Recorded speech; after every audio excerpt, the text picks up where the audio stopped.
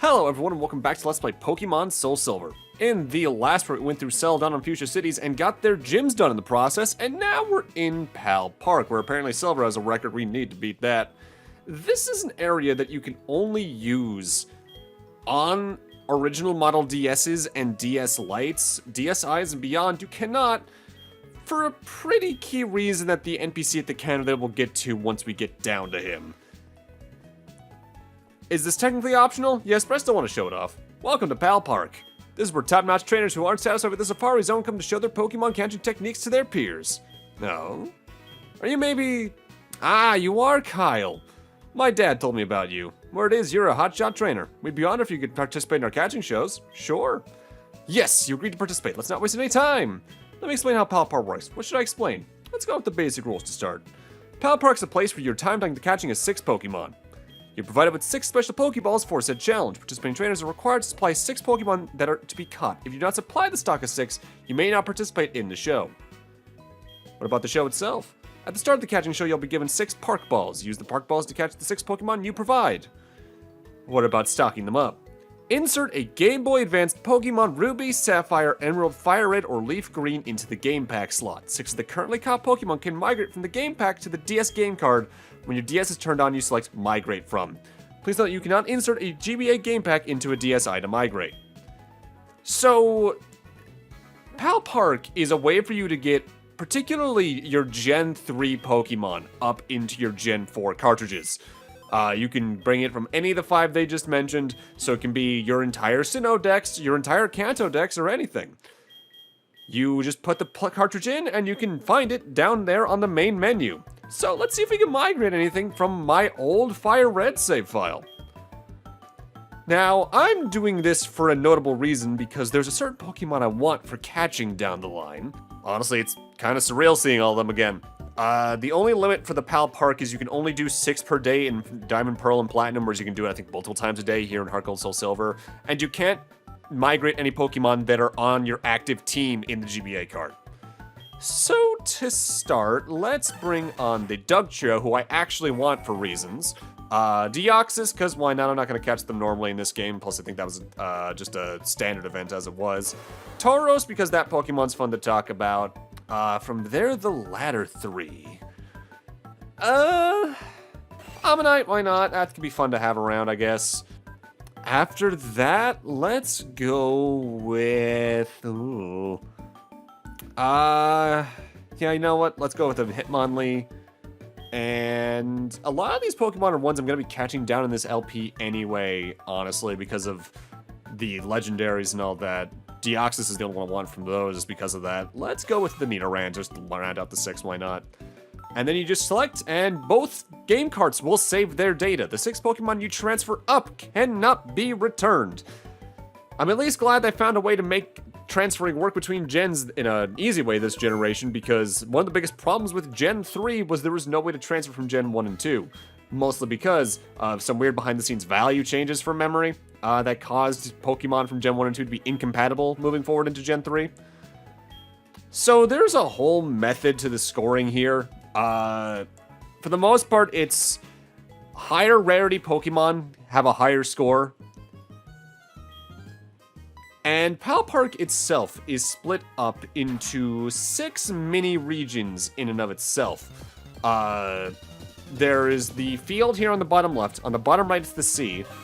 On the top left, it's the forest. And the top right is split between the pond, which is a little lake area, and a mountain set of grass tiles for you to walk in. Certain Pokemon are only findable in certain portions of it. There's an entire list of what Pokemon can be found where on Bulbapedia. I recommend that because from my knowledge, it's all relatively accurate. You just gotta run around until you find a Pokemon and then catch it. Now, you don't need to worry too much about actively catching here, because Park Balls essentially are Master Balls. When you throw one, it will catch the Pokemon without fail. If anything, the game show angle of Pal Park is just a lie to have a reason for this to exist. You do get a reward for getting scores. Namely rarer and rarer berries the higher your score, but it's not much to write home about. So let's talk about the Pokemon I'm catching here. I've already talked about a lot of them over the LP, but Tauros was a new one that we caught a moment ago. A pure normal type, so it's weak against fighting, immune to ghosts. Tauros has always been a good Pokemon. High speed, high physical attack, good physical defense, and not too bad special defense and HP too. Some good learn sets and abilities on top of that. You could do a lot worse than that particular normal type. It's a good tank to have around and has been since the start of the series. The biggest annoyance about Pal Park is trying to find the rarer Pokemon in some instances because, especially if you try to bring up some legendaries, you might be walking around for a minute in each of the regions to try and find them. In fact, the main reason I'm bringing up Deoxys, aside from the fact that it's a legendary that we can't get through other methods in this particular game out of the legendaries I had in that box, there is a mechanic that is new to Gen 4 that I want to show off by using that Deoxys later down the line. Speaking of importing legendaries, you might remember earlier on in the LP, I mentioned that I was playing Emerald on stream in the background here or there. That's been over for a while now, but the main reason I did that playthrough was for Pal Park, not for this LP though. For when I get to Platinum, because I want to be able to have easy access to the Regis for stuff in that LP when I get to it. Sometimes thinking ahead is the best thing to do. I do kind of miss when they made an entire little minigame and presentation out of catching and migrating Pokemon up to later gens. Because starting, I think, in Gen 5, they started to really downplay the importance of this visually, and then Gen 6 beyond, it was just Pokemon Bank and all that. And that just never felt as cool or interesting, period. Like, even though Gen 4 is not my favorite, but I can very much appreciate what people say about it being like, this and Gen 5 are peak Pokemon era in a lot of ways. Next new Pokemon though, this is Ammonite. Rock-Water type, so it is weak against fighting, ground, grass, and electric. Grass is a 2x weakness. Ammonite's got a pretty high physical defense stat and a good special attack stat on top of that. And when it evolves, you do get a very good boost to both of those stats, with a decent learn set behind it as well for the special attack to take advantage of. It's alright. It's the better fossil in Gen 1, I find, compared to its partner fossil, the Kabutops line. But overall, out of Gen 1 fossils, Aerodactyl is definitely the go-to. The main attraction here, once I eventually find it here in the mountain, is Deoxys, one of the main legendaries that was event only in Generation 3. Pure Psychic type, so it is weak against Bug, Ghost, and Dark. Deoxys is interesting in that, right here we're seeing it in, I believe, its attack form, which has absurdly high attack stats and speed, but its defenses and HP are complete garbage. Deoxys' entire gimmick in Gen 3 was depending on the cartridge it was in, its form would shift. Fire Red, it was attack. Other form times it would be normal form, but it has good attack stats and speed, but its HP and defenses are boosted. Other cards, it had extraordinarily high defenses and okay speed with its attack and HP suffering. Sometimes it's just high speed and everything else is kind of okayly balanced. Gen 4 improved that, but I'm not going to talk about how until down the line. The important note is, we do manage to beat Silver's record because, I'm a petty rival that'll take you down at any point in time. I guess. Thankfully, most DS emulators nowadays as well have a GBA slot, so even though you have to maybe play around with the settings, you can get this done on PC nowadays. I don't think there's a way for you to really transfer them forward from here, though, so oh well. And just as a proof of concept, if we take a look in the PC box, all 6 of the Pokemon we caught here today are present there at the bottom. I remember the first thing I did when I first used Pal Park, I think in Diamond, if memory serves, was transfer forward specifically a Hitmonchan, Lapras, 2 Rattatas, and I want to say it was like a Geodude and an Abra. Next up, we want to head back to the Safari Zone gate, because Balba called us a part or so ago, so let's see what he's got to say. Hi, I've been waiting for you. I had an epiphany, a new attraction. I've decided to call it Object Arrangement. This is going to be fun. You can place objects in the field as you play the Safari Zone. Not only that, but the types of Pokemon you see will change depending on the types of objects you place. Isn't it amazing? I'll comment in the Pokegift if something else comes up. So now we have objects we can place in the Safari Zone fields that will cause other Pokemon to show up. You only start with 6, but after we get these first 6, he'll continue to call us again every 3 hours, 3 times, where he'll add 6 more for a total of 24 different objects to place. Some objects are different sizes and need to be placed in specific ways. I think some even need to be placed in water. But this radically increases the amount of Pokemon here at the Safari Zone. As for what the objects are, for the plains type field, there's shrubbery, red flowers, and white flowers. For the forest, there's trees, stumps, and branches. For the peak, there's small rocks, big rocks, and mossy rocks. For water sides, there's puddles, fountains, and water holes. And then the other 12 are guideposts facing left and right, trash cans, 2 versions of long fences, a statue of you, a bench, your flag, an outside lamp, 2 shorter fences, and a signboard. And the blocks can technically be upgraded. After 10 days, they slowly gain upgrades that act as multipliers for their environment type, allowing more and more Pokemon to show up. I'd recommend just checking Bulbapedia or Cerebi for the actual information on this. For the actual list of Pokemon that get added, for peaks, you can get Fearos, Parises, Slowbros, Magmars, Wobbuffets, Linoons, Vigoroths, Layrons, Zangooses, Feels, and Bronzers. For the desert, you get Fearos, Marowaks, Lotads, Spindas, Trapinches, Vibravas, Cacneas, Cacturns, Hippopotases, and Carnivines.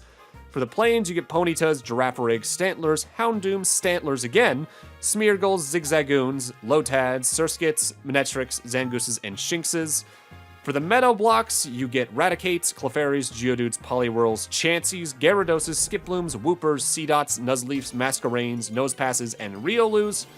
For the forests, they gain Lickitungs, Mr. Mimes, Electabuzzes, Misdreviouses, Surskits, Shuppets, Beldums, Bidoofs, Boodoos, and Bronzongs. The swamps gain Parasects, Weepinbells, Hypnos, Murkrows, Voltorbs, Goldines, Seekings, Dratinis, Dragonairs, Furrets, Murkrows, Duskulls, Chimekos, Bagons, Pachirisus, and Floatzels. Marshlands get Glooms, Diglets, Poliwags, Mucks, Gyarados, Jumpluffs, Quagsires, Shuckles, Rosalias, Sevipers, Barboaches, Baynets, Crowagunks, and Carnivines. Mountains get Magnetons, Krabbies, Larvitars, Metatites, Volbeats, Lunatones, Dusclopses, Celios, Metangs, and Chinglings. Rocky beaches get Slowbros, Dodrios, Krabbies, Kinglers, Laprases, Mareeps, Arons, Electrikes, Magnetrix, Corefishes, Boodos, and Guybles. The wastelands get Golducks, Machokes, Bellsprouts, Kinglers, Breylooms, Metachims, Minetric, Illumais, Solroks, and Skorupies. The savannas get Rhyhorns, Rhydons, Tauruses, Houndours, Zigzagoons, Shroomishes, Azurils, Torkoals, Cacturns, and Luxios. The wetlands get Golducks, Poliwhirls, Farfetch'd, Doduos, Gyarados, Dittos, Furrets, Quagsires, Lombres, Surskits, Corefishes, Shelgons, Pachirisus, and Buiezels. Oh, that's a mouthful. But I should note, each of those Pokemon can have multiple methods of finding them. Sometimes they're only found through walking the grasses, sometimes they're found exclusively through fishing, sometimes they're found through surfing. It depends on what the area has. Again, if you want a more descriptive versions of each of these lists and the level of the blocks that they need to be, and from what area those blocks need to be, just check Bulbapedia and Cerebi. They have very conclusive guides and information to help you with that. They even, in the case it's a Pokemon that's only available like during the morning and night, will list at that as such. So that's a pretty helpful resource overall. It's like having fan-made information areas is very helpful for games.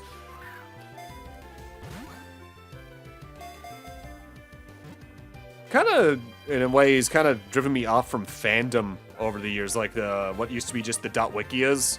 Like, some of those are still really good, like the Final Fantasy wiki is relatively up to date.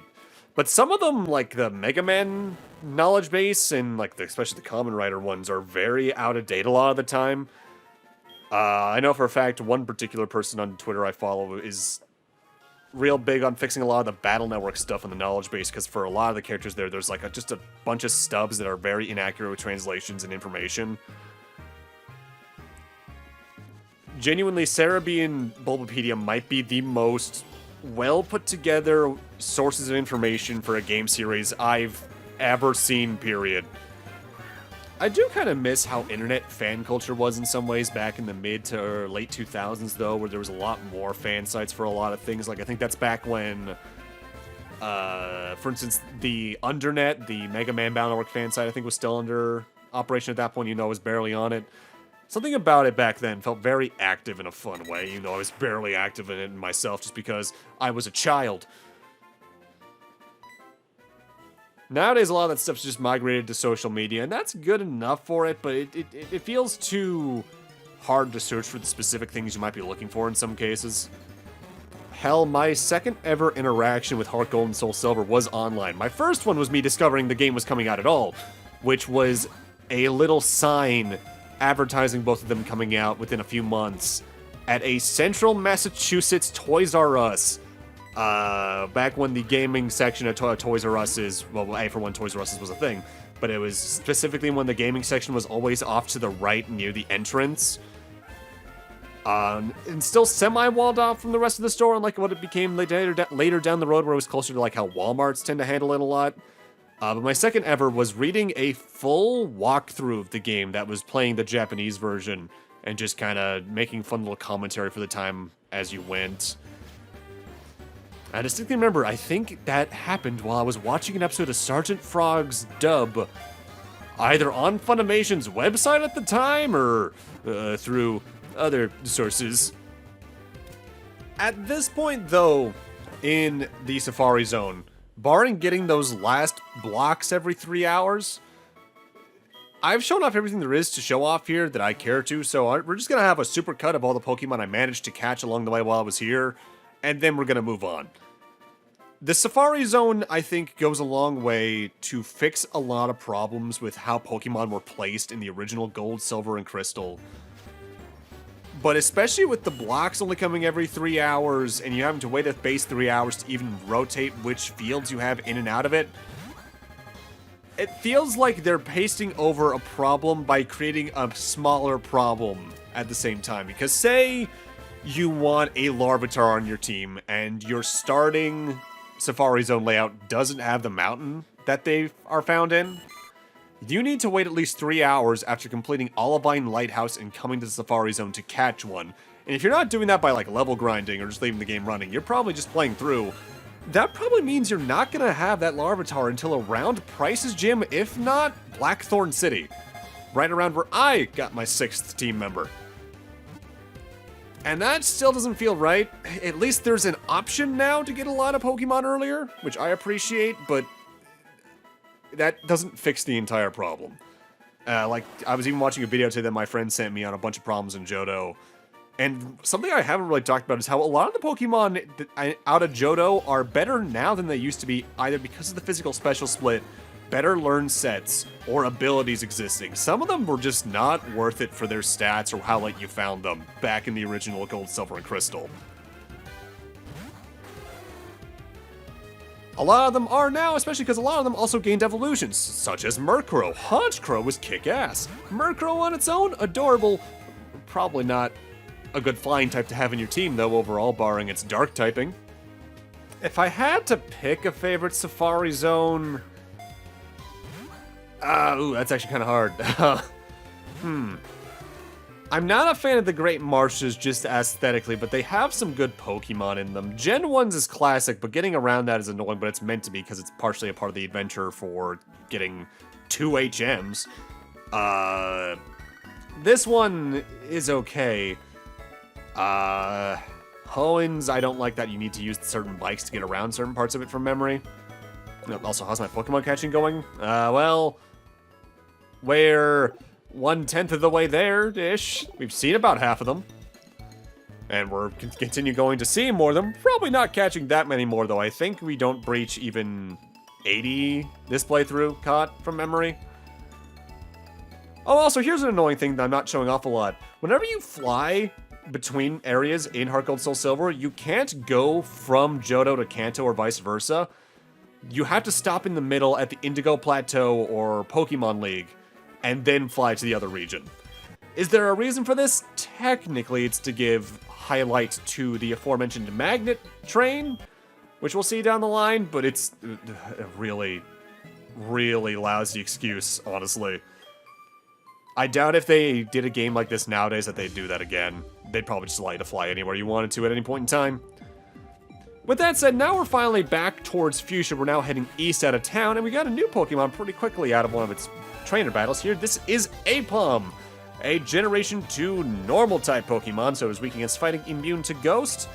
Aipom's got some good speed behind it and an okay attack stat, but it's not worth a lot on its own. When it eventually gained an evolution in, I think, Gen 4, it became a lot more worthwhile. Plus, from memory, it's also kind of hard to find. Like, where do you find this thing? Well, no, it's actually about the latter half of Johto looking at it. I think you might be able to have to get it through, like, headbutt trees from memory. But yeah, when it eventually gained that evolution in Gen 4, its speed and attack got really highlighted, and that's a much more usable Pokemon overall. With that said, we're now entering what I like to call a little bit the Long Mile. The routes between the east of Fuschia City all the way up to Lavender Town is the longest amount of uninterrupted routes in Generation 1 and 2. I want to say Gen 3 had a longer chain of uninterrupted routes, but that was mostly the water routes, and that's a little bit of a weird scenario to begin with. And I think Generation 4 paced its towns in a better way than this does, so there's not much of this going on. It's a weird case, but there's a lot of Pokemon to fight along the way, and a lot of trainers as well, including this guy that's got a Spinda. Spinda is a Generation 3 normal type that's not very remarkable, weak to fighting, immune to ghosts. Its stats are all 60, so it's completely worthless outside of its main gimmick that's kind of funny. For one thing, its two abilities are Own Tempo, which prevent it from being confused, and Tangled Feet that raise evasion if confused. Spinda's main bit is the dots on its face to be a flex for how much more powerful the Game Boy Advanced was than the Game Boy and Game Boy Color from memory. Essentially, the dots are somewhat randomly placed depending on the Spinda's individual personality value, which is a whole bunch of math I'm not going to get into in depth. The base tax is the dots due to how many locations they can be placed in or out of the sprite's main borders comes down to about 3.94 billion different combinations of Spinda dots. Is that cool? Technically. Is it interesting? A little bit on the math side, but the Pokemon themselves just is not much to write home about barring Pokédex completion. I do like when they try to flex new hardware in a way for every new Pokemon, like how they used the gyroscope to evolve Inkay in, I think that was Generation 6 or 7, but Spinda's just not very interesting. What can be a little bit interesting, though, is the next Pokemon. This is Volbeat, a Generation 3 pure bug type. Weak to flying, rock, and fire. Volbeat's got some good speed and physical attack, and I want to say special defense. But since it's a single form bug type, you're in for some mixed times, honestly, especially from learn set wise back in Gen 3. Nowadays, it's got, I guess, an okay enough learn set, but there's just usually better bug types to use. Its two abilities aren't even much to write home about. One of them increases the encounter rate, so if you're trying to grind, I guess that could be useful. And the other is essentially Blaze/Torrent, but for bug type moves. I think it's called Swarm. It's cute, though, I'll give it that. And I remember grinding off them a lot, back when I used to play Gen 3 a lot. I do appreciate at least that the latter half of this game gives me a lot of Pokemon to talk about, because from memory, the post-game in Fire Red, Leaf Green either gave me too little Pokemon in each part to talk about, or too many. Because of how Kanto is structured, I get some breathing room between every single new Pokemon at least. But yeah, this entire section of routes here in Kanto is so long, we're not even wrapping it up this part. We're essentially doing 1.5 and then just cutting it there, because there's a whole lot of trainers ahead of us, as well as even some important events.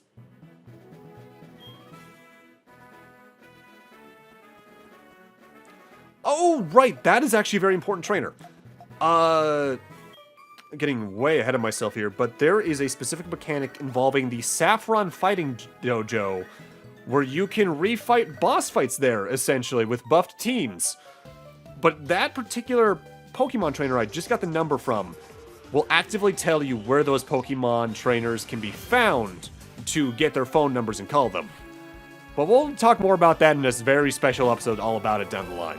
For now, let's talk about Illumise, or Illumise, the counterpart to Volbeat is the thing. Another Generation 3 pure bug type, so it's weak against flying, rock, and fire. It's about as good as Volbeat overall, decently fast. I think it's more focused on its special stats than Volbeat was in comparison. Different abilities, though, and I think a slightly different learn set. This one can learn Oblivious, which prevents attraction, and Tinted Lens, which, as I brought up with Janine's Venomoth last part, doubles the power of not very effective moves used against opponent Pokemon. With that said, again, there's better bug types. It really did take until Gen 4 and 5 for bug types to get a lot of good representation. In a way, it's a shame, but again, Gen 1 through 3 are very weird to go back to for a cascading amount of reasons, even in their remakes, because there's just some weird structure stuff left over in each of their remakes from the original games. I should note, by the way, this particular route's interesting that in its grass, you have like a 1% chance of finding Chanseys. And if you want to catch one of those, there are rare enough Pokemon that I'd say they're worth it. Plus, their evolution is a complete monster of an HP tank. And at the top of this particular portion of road I'm walking up, you can find an NPC that if you have a Chansey in your party and talk to her, she'll give you a Lucky Punch, which specifically boosts Chansey's critical hit ratio by like 1 or 2 stages or something like that. But we also got another new Pokemon. Time for this kid to throw out the Rattata of Hoenn. This is a Zigzagoon. Pure normal type, so it's weak to fighting and ghosts. Zigzagoon's not much to write home about besides being decently fast for a very early game Pokemon. When it eventually evolves, you get a decently fast physical attacker, but it's nothing super special to write home about. The main reason you want a Zigzagoon in your party from early game is A, to use HMs, B, its pickup ability means you'll randomly get items that are decent to find, like potions, Pokeballs, stuff that's nice to have for free, is the point. Also, I should note, earlier in the previous route, we found a Rose Incense. Rose Incense can be given to Rosalias and Rose Raids to produce Voodoo eggs at where you can breed them. In battle, it works the same as a Miracle Seed, though. It boosts the power of Grass-type attacks when held. Speaking of Rosalias, though, this double battle actually is going to have one for us in just a moment. Rosalia is a Pokemon I usually get its origin confused with. For some reason, I always think it's a Gen 4 Pokemon, but no, it's a Hoenn Pokemon. It's Gen 3. It's just that its pre-evolution and evolution got added in Generation 4 from memory. Grass poison type, so it's weak against flying, fire, psychic, and ice. Decent special attack for a single-stage Pokemon back in Hoenn, though. It's not too fast, and it's not got a lot going on in its defenses or anything else, barring maybe some okay special defense. But especially when it gained that evolution in Gen 4, you can get a fantastic special Pokemon out of that. It's also got some okay speed to back it up. Here in HeartGold SoulSilver, I'd recommend trying to find one of them once you're able to, catch Gen 3 and 4 Pokemon, which the block system at the Safari Zone does let you do. Much earlier, even, if you just do that from the bat, rather than just going for the other method of catching Hoenn and Sinnoh Pokemon here in Kanto and Johto.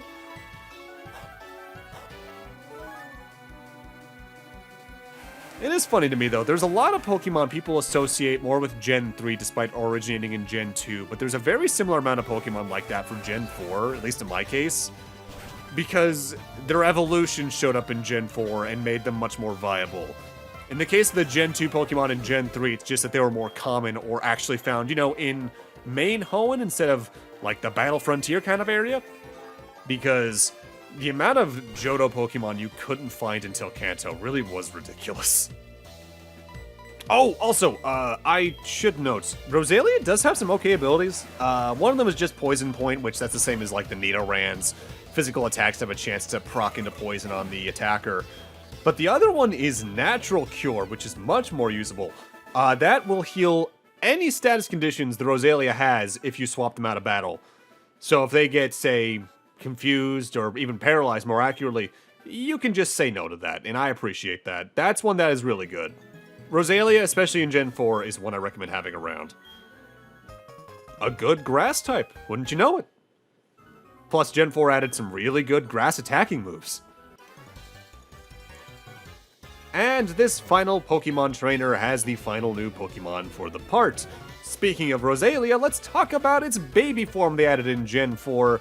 This is Budew. This evolves into Rosalia when leveled up with high friendship during the day. Still a grass poison type, so it's still weak to flying, fire, psychic, and ice.